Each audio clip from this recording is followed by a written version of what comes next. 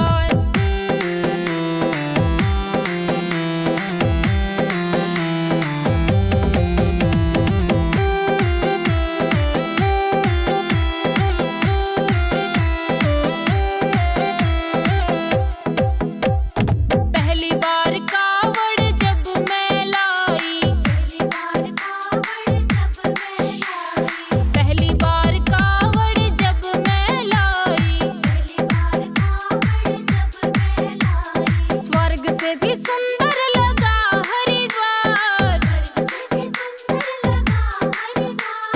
सावन में रिमझिम की पड़ती फुहार, ओ सावन में रिमझिम की पड़ती फुहार।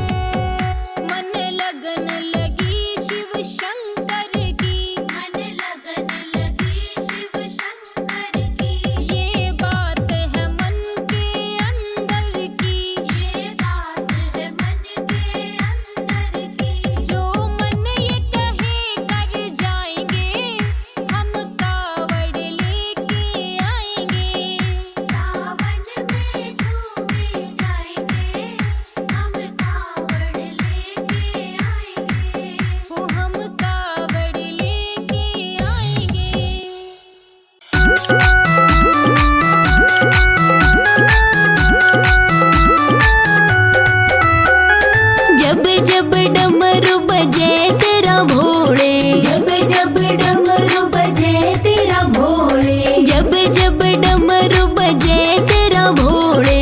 जब जब डमरू बजे तेरा भोले। मेरा नाचण ने जी होवे से तेरा डमरू सुन के।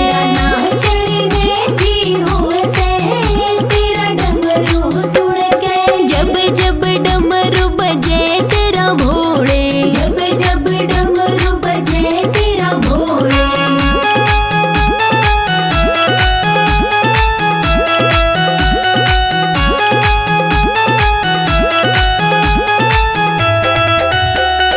सुबह सुनो या शाम ने सुन ल्यो। सुबह सुनो या शाम ने सुन ल्यो। सुबह सुनो या शाम ने सुन ल्यो। सुबह सुनो या शाम ने सुन ल्यो। मेरा नाचण ने जी होवे से तेरा डमरू सुन के। नाचण ने जी होवे से तेरा डमरू सुन के। जब जब डमरू बजे तेरा भोले। जब जब डमरू बजे तेरा भोले।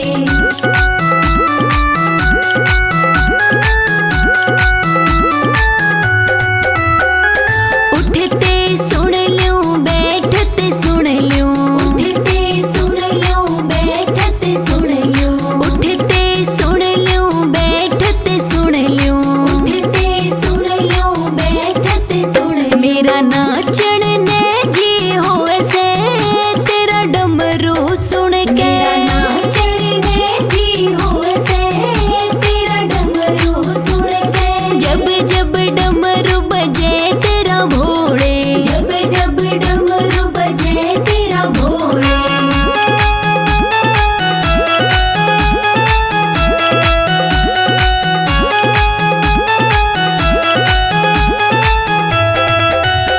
राकेश डिडवाड़ी मन होया भगती में।